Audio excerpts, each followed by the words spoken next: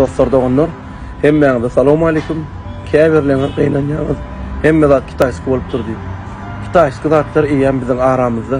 Kitaýsky söýgi, kitaýsky duýgular, kitaýsky dostluk, kitaýsky çağalyň mähri enatasyna bolan. Häzir hemme zatlar görkezçek. Erbet meni süzid etmeň, men görýän zatlarym şurýan. Janyňyza başyňyz dik bolsun.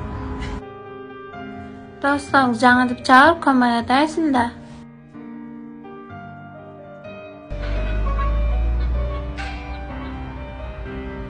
Hadi. Alo, selamun aleyküm dost. Kovum yağdayla canım, sağ mı? Doğdas. Tamam hadi. İyi değil mi, işte mi? Ağa, bada tanıyan öyle mi? Hava. Şolan tahiri oldu da. Das Polman da. Yani o kömek edilmeyen vardı, yani öyleydi. Ya das ne şmad istep döner. Tamam tarafı. Das ma yanında başlıklarımla ne barınır. O da fatwa mı da? Bol ya dost, bol ya.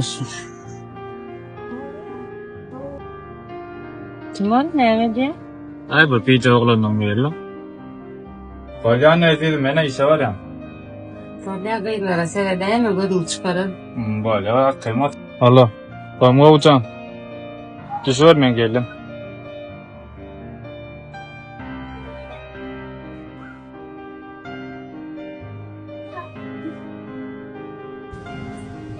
Alo, Ravşan, Oğmer, dediler gitti gelme.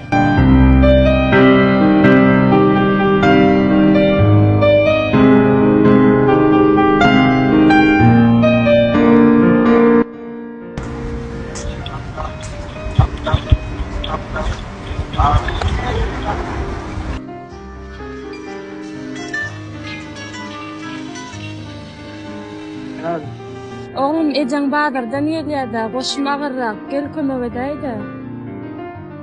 Ecel ya, bol ya, soy. Doğru oğlum.